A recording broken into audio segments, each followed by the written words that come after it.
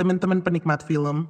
Gua mau nanya jujur ya, kenapa sih horor Indonesia tuh kayak punya dua genre favorit, setan rambut panjang dan perselingkuhan?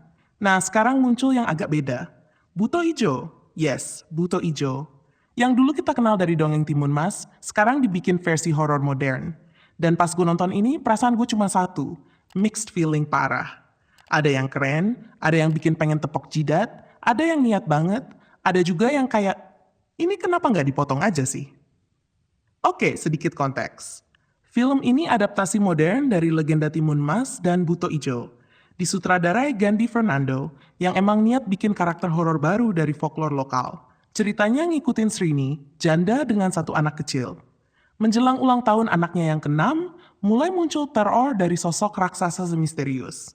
Karena panik, Srini minta bantuan Ali, mantan pacarnya yang kerjaannya bikin konten horor uji nyali. Ali datang bareng adiknya, Helana. Awalnya sok santai, sampai Buto Ijo beneran muncul. Dan dari situ teror makin intens, pelan-pelan ngebuka rahasia gelap di rumah itu. Hal paling kuat dari film ini satu, konsepnya.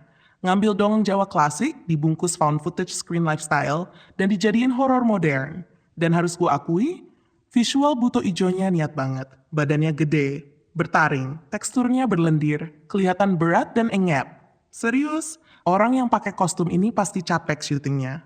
Secara desain monster, ini salah satu highlight filmnya. Atmosfer juga dapet.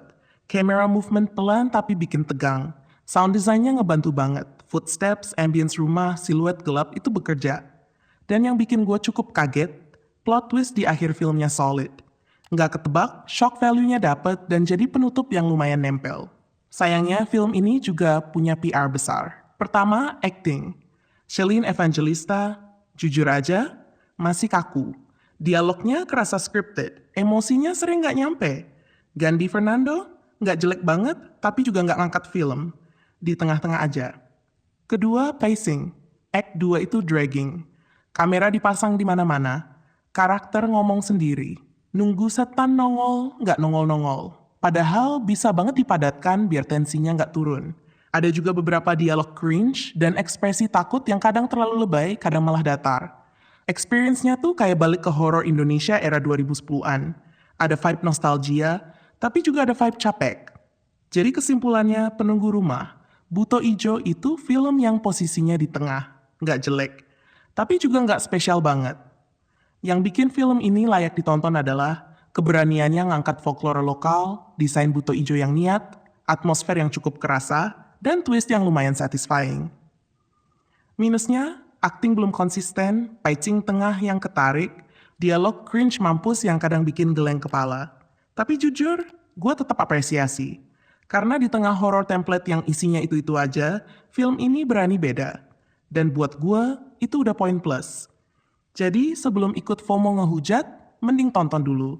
Abis itu mau bilang jelek, nanggung, atau seru, silakan. Yang penting kita dukung dulu upaya bikin horor lokal yang nggak melulu pakai formula lama. Kalau lo udah nonton, tulis di komentar, tim ini lumayan seru. Atau tim ini bikin ngantuk. Gue pengen tahu kalian berdiri di sisi mana. Bye-bye.